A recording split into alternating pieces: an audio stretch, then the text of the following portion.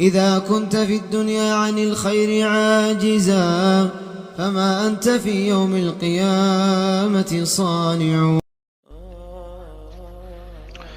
أعوذ بالله السميع العليم من الشيطان الرجيم. بسم الله الرحمن الرحيم. الحمد لله رب العالمين، الصلاة والسلام على رسول الله صلى الله عليه وسلم። ያው አምላካችን አላህ ፍቃዱ ከሆነ ዛሬ ስለ ጀነትና ጀሃነም የተወሰኑ ነጥቦችን እነግራችኋለሁ ብዬ ነው። አላህ ከጀነት ሰዎች ይበለን በረህመቱ፣ ከጀሃነም ሰዎች ያረቀን። ጀነትና ጀሃነም በሙስሊሞች እምነት ውስጥ ያላቸው ደረጃ ምን እንደሚመስል የተወሰኑ ነጥቦች እናያለን። ግን ትላንትና አንድ ያልቋጨሁት የተወሰነች ሁለት የቀሩ ነጥቦች አሉ። ያንን ላውሳላችሁ። ስለ መላእክትና ስለ ጂኒዎች ማንነት በአራት ፕሮግራሞች ለማየት ሞክረን ነበር። ትላንት አራተኛው ፕሮግራም ላይ አጠቃላይ ስለ ጂኒዎችና ስለ ሰይጣን አይተን ሰይጣን በሰው ልጆች ላይ ተንኮለኛ እንደሆነ ዋናው ጠላታችን እንደሆነ ተመልክተናል። ጠላትነቱን ከሚገልጽባቸው መንገዶች መካከል ብለን የተወሰኑትን ለማየት አንደኛ ክህደትን፣ ብልሹነትንና መጥፎ ስነ ምግባሮችን ሁሉ ለባለቤቱ አጋጊጦ ማሳየት ማሳመር፣ ሁለተኛ ደግሞ በድህነት ማስፈራራት፣ በመጥፎ በዝሙት ማዘዝና በድህነት ማስፈራራት በአላህ መንገድ እንዳትለግስ፣ ሶስተኛ በአደም ልጆች መካከል ጠላትነትና ጥላቻን ጸብን መጫር ሌላው በሰው ልጆች ላይ ከመስመር ለማስወጣት የሚጫወተው ሚናው እንደሆነ፣ አራተኛ አልወስወሰቱ ፊ ሱዱሪ الناس በሰዎች ልቦና ውስጥ መጎትጎት ጉትጎታም የሱ ነው፣ ጥርጣሬን መፍጠር፣ አእምሮ ሰላም እንዳያገኝ ማድረግ፣ እነዚህ የሱ ስራዎች መሆኑን አይተን ነበር። ያው በሰዓት ምክንያት ያቆምነው አተሐሱኑ ሚነ ሸይጣን፣ ከዚህ ሰይጣን ለመጠበቅ እኛ ልንወስደው የሚገባው እርምጃ ምንድነው የሚለው ነጥብ ብቻ አላየንም ነበር። ኢንሻአላህ እቺን የተወሰነ እናይና ወደ ርዕሳችን እንገባለን ማለት ነው። أرشدنا الله سبحانه إلى الأسباب الواقعة من وساوس الشيطان ومضاره ومفاسده ከሰይጣን ጉትጎታ ከጉዳቱና እንደዚሁም ደግሞ ከሱ የማበላሸት ስራዎቹ የምንጠበቅባቸውን ምክንያቶች አላህ ጠቁሟል፣ ምን እንደሆኑ ማለት ነው። وأهم هذه الأسباب التي يتحصن بها المؤمن عند مؤمن ከሚጠበቅባቸው መሰረታዊ ከሆኑ ሰበቦች መካከል አንደኛ التعوذ بالله በአላህ መጠበቅ፣ ማንኛውም ስራ ሲሰራ በሱ ጥበቃ ስር መሆን። أعوذ بالله من الشيطان الرجيم أعوذ بالله بالله اتبقالله من الشيطان الرجيم ارقم كهونو سيطان مالتنا هم الالتجاء إلى الله يبالال ودع الله متقات يبالال والاحتماء به سبحانه من الشيطان كسيطان أدقانا قطقوتا يا الله انتبقا مفلق.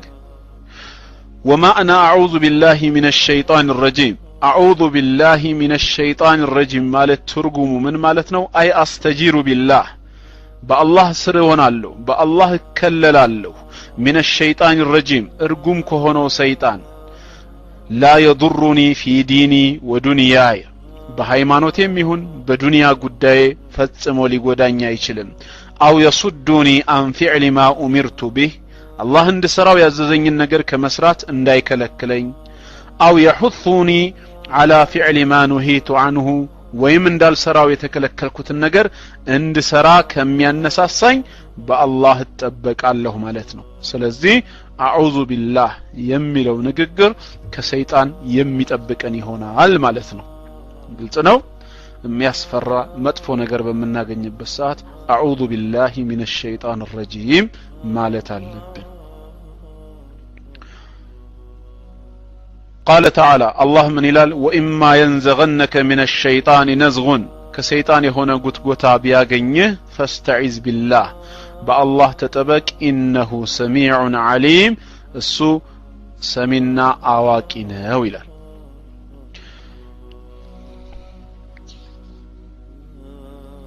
ومن عدم التعويذات كما تبكى تلالك سببوش مكاكل الاكثار من قراءة المعاوذات ሁለቱን ሙዓወዘተይን መቅራት ቁል አዑዙ ቢረቢል ፈለቅና ቁል አዑዙ ቢረቢናን በብዛት መቅራት አለብን። ሁለተኛው ከሸይጣን ጥበቃ ስር ምን ሆነው አተስሚያ ቢስሚላህ ማለት ነው። ቢስሚላህ ማለት ነው። ነብያችን ሰለላሁ ዐለይሂ ወሰለም ኩሉ አምሪን ዚ ባሊን ላ የብደኡ ቢሐምድላህ فهو أقطع ብለዋል አው ቢቢስሚላህ አላህን በማመስገን ወይም በአላህ ስም ያልተጀመረ ግምት ያለው ነገር ሁሉ በረካው የተቋረጠ ነው ብለዋል ስለዚህ ጅማሬያችን ሁሉ ቢስሚላህ መሆን አለበት ዛሬ ይሄንን በማየት ሌሎች የሙስሊሙን አርአያ ተከትለው ግን እንደ እምነታቸው ማንኛውም ስራቸውን ሲጀምሩ ያው በራሳቸው በሚያምኑት ነገር እየጀመሩ ነው ፈርቀዳጅ ግን በመሆናችን ደስተኞች ነን አልহামዱሊላህ ማንኛውም ነገር ሲጀመር በጌታችን ቅዱስ ስም ነው የሚጀመረው ሐታ የቅዱስ ቁርአን ንባቦች ራሱ ቁርአንም ሲጻፍ 113 ሱራዎች አሉ ቢስሚላሂር ረህማኒር ረሂም በማለት ነው የሚጀምሩት 114ኛው ሱራ ሱረቱ ተውባ ያው ከሱረቱ አንፋል ጋራ እንደ አንድ ሱራ የሚያዩ ዑለማዎች ስላሉ ቢስሚላህ የለውም የሚሉት አንደኛው ምክንያት ይሄ ነው ስለዚህ ማንኛውም ነገር በቢስሚላህ እንደሚጀመር ያሳያል ማለት ነው ነቢያችን አለይሂ ሰላቱ ወሰለም ዲነል ኢስላምን እንዲቀበሉ ወደ አምስቱ ንጉሶች መልእክትን በላኩ ሰዓት ደብዳቤ እንዴት ብለው ነበር ያጻፉት ቢስሚላሂር ረህማኒር ረሂም አሁንም እጅግ በጣም ሩህሩህና አዛኝ በሆነው በአላህ ስም የሚል ነው በሌሎች መጽሐፍቶች እኮ እንደዚህ እንኳን አናገኝም የትኛውም እምነት ተከታይ ነን የሚሉ ሰዎች እስቲ የሃይማኖት መመሪያ መጽሐፍታቸውን አምጡ በሏቸው እና መጽሐፍታቸው ላይ ቢከፈት በፈጣሪ ስም ተብሎ የሚጀመር ምንም ነገር የለም ስለዚህ ማንኛውንም ነገር ቢስሚላህ ብለን መጀመር አለብን ጉቶ ኮዛ ኦኬ እራ አለ ይላል ምን መጽሐፍ አለ እስኪ ለምሳሌ ከመጠቅሳቸው መጽሐፍቶች ምን አሉ ጉቶ ኮዛ ምን መጽሐፍ አለ አደራ ብቻ ባይብል እንዳትለኝ ባይብል እኔ ያለኝ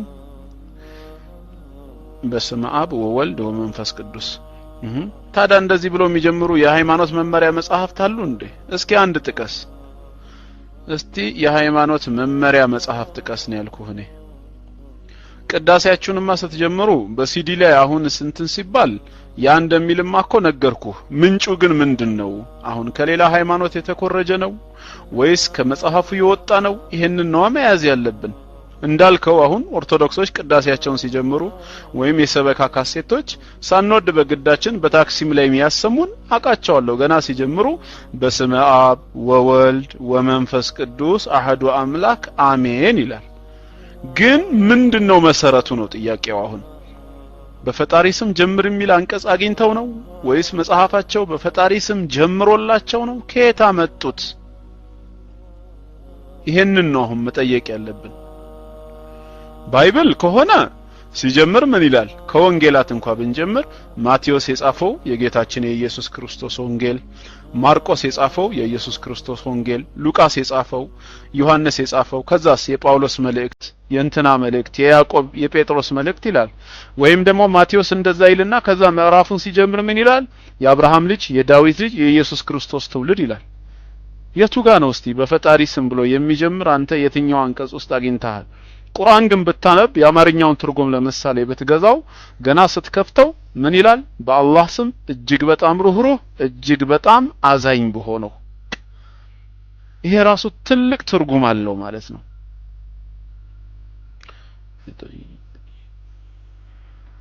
እና እንዲህ እንድትረዳ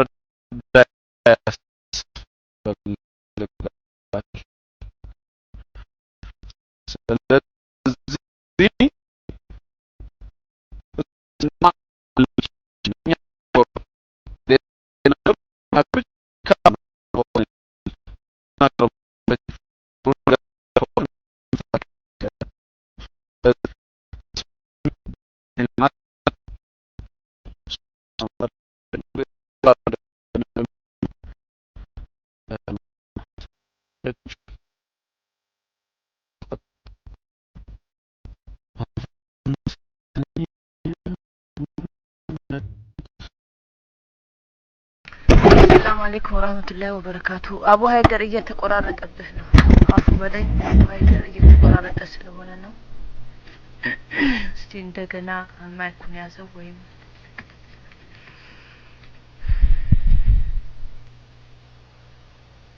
السلام عليكم يسمى يا جماعة رأي زاري كونيكشن انديت نو አንድ እህቴ ሰፈር ቀይር እያለችኝ ነው። እሷ ያልሆነ ሰፈር ገብታ እዚህ አዲስ አበባ ላይ በኮኔክሽን ተቸግራለች። ብድር መመለሷ ነው እንግዲህ። ለነገሩ ማይኬን ያላስኩትም ዛሬ እንደገና ደግሞ ኮኔክሽኑም ደህና አልመሰለኝም። ለማንኛውም ያለሁበት አሪፍ ሰፈር ነው። በዱዓ ይቀየራል ቤት ከምቀይር እና ኢንሻአላህ ቢስሚላህ የሚለውን እንግዲህ ተመለከትን አይደለ? ያው የተቋረጠው ቢቋረጥም አዳምጣችሁኛል። ሶስተኛው ወቂራአቱ አያቲል ኩርሲ አያተል ኩርሲን መቅራት ከሸይጣን የምንጠበቅበት ሌላው ሶስተኛው አያተል ኩርሲን በመቅራት ነው። አያተል ኩርሲ በተለይ ወደ መኝታ ስፍራችን በምንመጣበት ሰዓት አያተል ኩርሲን ቀርቶ ሰውየው ሰውነቱን መዳበስ ማሸት አለበት ማለት ነው። አሁንም ተቆራረጠ ኢንሻአላህ ይሰማል።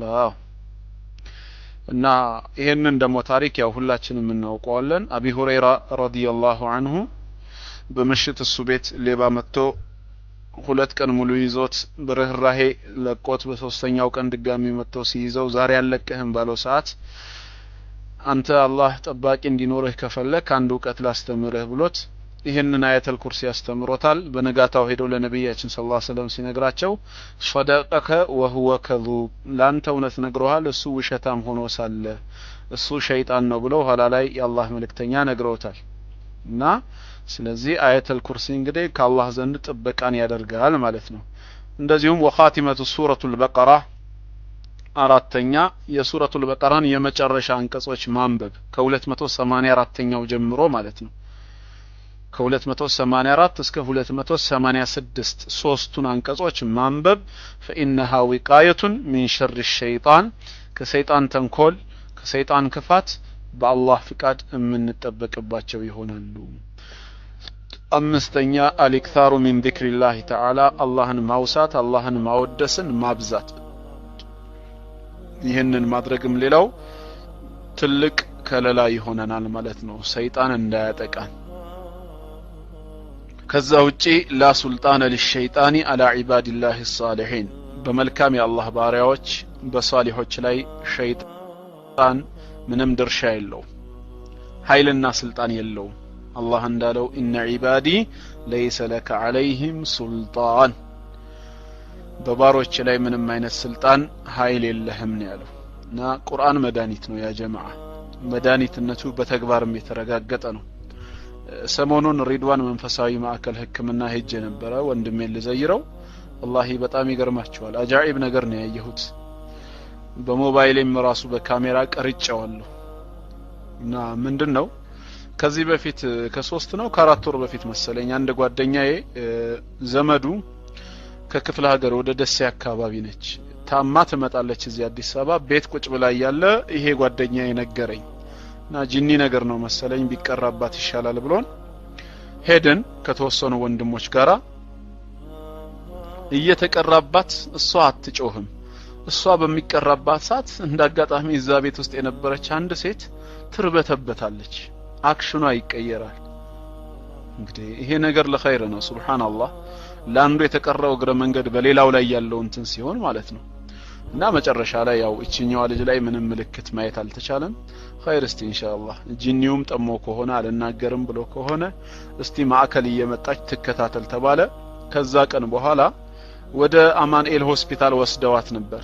እዛ ሆስፒታል ሲወስዷት ታይፈስ ጭንቅላቷ ላይ ወጥቶ ነው አሉ። ጭንቅላቷ ላይ ወጥቶባት ነው እንደዚህ የሚያስጨዋት የሚያስለፈልፋት ከአምሮ ጋር የተገናኘ ወይ ከጂኒ ጋር የተገናኘ አይደለም ተባለ። የሷ ጉዳይ በህክምና መፍትሄ አገኘ። እቺ እግረ መንገድ እንደዚህ ተንቀጠቀጠች ያልኳችሁ እህታችን እስቲ እዚህ ትምጣና ይቀራባት ተባለ። ተቀራባት ይሄው ከ4 ቀን በፊት እዛ ገብቼ ያየሁኝ ምን ይወጣል እየተቀራባት ከአፏ በኩል ማለት ነው ሀብል የተሰባበረ ምላጭ እንደዚሁም የተበጣጠሱ ፌስታሎች ሱብሃንአላህ። እና አረብ ሀገር ነው የት ነው ኩዌት ነው መሰለኝ አላወኩም የሆነ ሀገር ትኖር ነበር ብለው ያው እዛ ላይ ሲህር ተሰርቶባት ነበር መሰለኝ በሆነ ሰበብ ምክንያት እና ቁርአን ከተቀራባት በኋላ አልহামዱሊላህ ቀጥታ ያስታወከችው የተቀራበትን ውሃ ስትጠጣ እየወጣ ማለት ነው እና እዛም ለነበሩት ለጀማዓዎቹ ወንድም ሪድዋን ወይም አቡ ማሂር ወንድማችን አሳያቸው እና ብሎ ጠራኝ እኔንም ሄጄ ያየሁት አነሳሁት ፎቶ በጣም ይገርማል ለነገሩ ከቁርአን አንፃር ምንም ማለት አይደለም የሞቱ ቀልቦችንም ህያው ያደርጋል ቁርአን ለአካላዊ ህመም ብቻ ሳይሆን ለልብ በሽታ ትልቅ መድኃኒት ነው መስመር ለጠፋባቸው የጀነትን መንገድ የሚያመላክት ነው ምን ነው ጠፉብን አው አቡ ማሂር ምንም አልተመቸውም አቡ ማሂር ሊመቸው ፈጽሞ አልቻለም በዛ ሰበብ ነው የጠፋው እንጂ ሰላም ነው እና እንዲህ አይነት አጃኢቦችም አሉ ኢንሻአላህ ካስታወስኩኝ ኢማን ፎራ ስለዋለሁ ሰላም ለዋለሁ ስለዚህ ሸይጣን መጠበቂያ መንገዶች እነዚህ ናቸው ይሄን ተረዳችሁ ወንድሞች እህቶች ተግባባን እስቲ ከተግባባን ቀደም ወዳልኳችሁ ቶፒክ እንግባና ልጀምርላችሁ ያው እስካሁን ቶፒክ አልጀመርኩኝም በመሃል ክርስቲያን ወገኖቻችን ጥያቄ እየጠየቁ የነሱን ምላሽ ስንመለከት ርዕሳችንም ስናይ እነዚህ ነጥቦች ናቸው እስካሁን ያቆዩን ያው አልጀነቱ ወናር ስለ ጀነትና ስለ እሳት የተወሰኑ ነጥብ እናያለን ብለናል አሁን ባለን ሰዓት ምናልባት ስለ ጀሃነም የተወሰኑ ነጥቦችን እናያለን اللهم اجعلنا من اهل الجنه الله كجنة سو ያደርገን اسماؤها وصور من نعيمها የጀነት ስሞቿና ውስጧ ካሉ የተወሰኑ ጸጋዎች ውስጧ ካሉ ጸጋዎች ውስጥ የተወሰኑትን ኢንሻአላህ እንመለከታለን لقد جاء ذكر الجنة في القرآن في آيات كثيرة የጀነት ስያሜ የጀነት ምንነት በቁርአን ውስጥ በብዙ አንቀጾች በሰፊው ተብራርቷል وما أعد الله فيها للمؤمنين المتقين الله እሱን የትም ስፍራ ሆነው ለሚፈሩት ምእመናን ባሮቹ አዘጋጅቷል من نعيم مقيم ዘውታሪ የሆነ ጸጋ مما يملأ قلوبهم بهجة ልቦቻቸውን በደስታ የሚሞላ የሆነ ويجعلهم في شوق إليها እሷን ለማግኘት እንዲከጅሉ የሚያነሳሳቸው وعمل ليكونوا من أهلها የጀነት ባለቤት ለመሆንም ለስራ የሚያንቀሳቅሳቸው የሆነ ነገር አላህ በቁርአኑ አውስቷል አስማኡል ጀና ከስሞቿ በእነሳ ለምሳሌ ጀነት እጅግ በጣም ብዙ ስሞች አሏት በቁርአን ውስጥ ብዙ ስሞች ታላቅነቷን የሚገልጹ ነገሮች ተጠቅሰዋል ከነዚህ ውስጥ ለናሙና ያክል የተወሰነውን እንመልከት ይባል አንደኛ ዳሩስ ሰላም ትባላለች ተመልከቱ የሰላም ሀገር እዩ አልኢስላም هو السلام ኢስላም ራሱ ምንድነው ሰላም ነው አይደለም አሰላም እስሙን من اسماء الله تعالى السلام ደግሞ ከአምላካችን አላህ ስሞች መካከል አንዱ ስም ነው هو الله الذي لا اله الا هو الملك القدوس السلام ይላል ሰላም ነው ማለት ነው ስለዚህ ጌታችን ሰላም ነው والله يدعو الى دار السلام አላህም ወደ ሰላም ሀገር ይጣራል ስለዚህ ጀነት ምንድነች ዳሩ ሰላም ትባላለች የሰላም ደህንነት ጸጥታ የሰፈነባት ሀገር ነች ጀነት አይ ዳሩል አምኒ ወሰላመቲ ደህንነት መረጋጋት የሚታይባት ሀገር ነች ሚን ኩል አፈቲን ከማንኛውም አይነት ችግር ወሚን ኩል መክሩህ ከማንኛውም አይነት የሚጠላ አስቀያሚና መጥፎ ነገር ሁሉ ነውር የሌለባት ሰላም ሀገር በመባል ትጠራለች አላህ ስለ ሙእሚናን ሱረቱል አንዓም ቁጥር 127 ላይ እንዲህ ይላል በሱረቱል አንዓም ምዕራፍ 6 ቁጥር 127 ላይ ለሁም ዳሩስ ሰላሚ عند ربهم ጌታቸው ዘንድ ለነሱ የሰላም ሀገር አለላቸው ይላል ሰላማዊ የሆነ ሀገር a home of peace ሰላማዊ ሀገር ተመልከቱ እንግዲህ በሌላ ቦታ ደግሞ ዩኑስ ቁጥር 25 ሱረቱ ዩኑስ ምዕራፍ 10 ቁጥር 25 ላይ والله يدعو الى دار السلام الله ወደ ሰላም ሀገር ይጣራል አላህ ወደ ሰላም ሀገር ይጣራል ስለዚህ አንደኛ ዳሩስ ሰላም ደህንነት ጸጥታ የሰፈነባት የሰላም ሀገር ነች ይለናል ቁርአን ሁለተኛ ጀነቱል ኹልድ የመዘውተሪያ ገነት ትባላለች የመዘውተሪያ አይ ዳሩል ኹልዲ ወልበቃ ሁሉ መዘውተሪያና በዛ ስፍራ ላይ ለዘወትር መኖሪያ التي لا ينتقل عنها اهلها ባለቤቶቿ የማይንቀሳቀሱባት እዚህ ምድር ላይ ቤት እንኳን አይደለም ተከራይተህ ገዝተህ እንኳን ተለቃለህ እኮ አንዳንዴ ሰፈሩ አልተስማማኝም ወይ አካባቢው ያለው ማህበራዊ ኑሮ አልተመቸኝም ሰዎቹ አስቸጋሪ ናቸው